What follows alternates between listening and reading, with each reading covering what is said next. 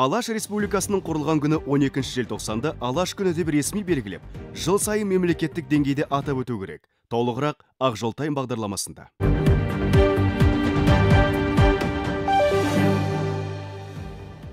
Еліміз тәуелсіздік күнін алғаш рет жаңа форматта, даңғаза той түрінде емес, тәуелсіздік үшін жандарын қиған қаһарман жастарымыздың рухтарына дұға жасап, еске алу түрінде атап өтті.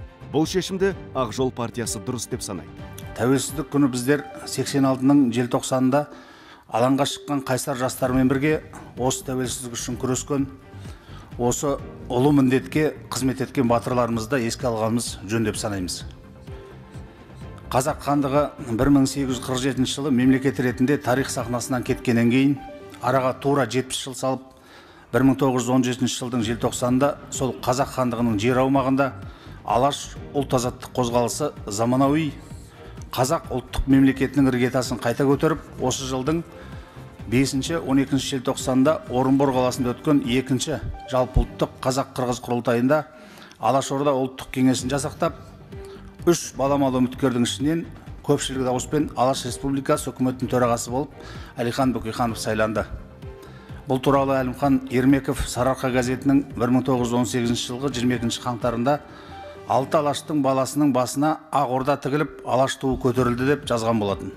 Қазақ мемлекетін қайта жаңғыртуда, яғни бүгінгі тәуелсіздіктің негізін қалауда білім мен қажыр қайратын салып, осы жолда шахид болған ұлт көсемдерінің рөлін ерекше атап өтуіміз керек.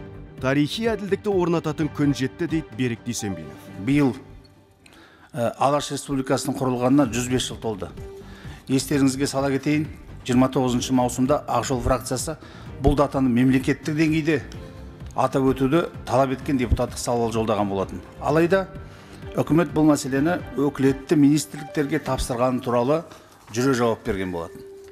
Сонымен өкінішке орай бұл тарихи дата тағы да атаусыз қалды. Бұл мерейлі күнді тек алаштанушылар мен біздің Ақ жол партиясы ғана әртүрлі іс-шара өткізіп атап өтті.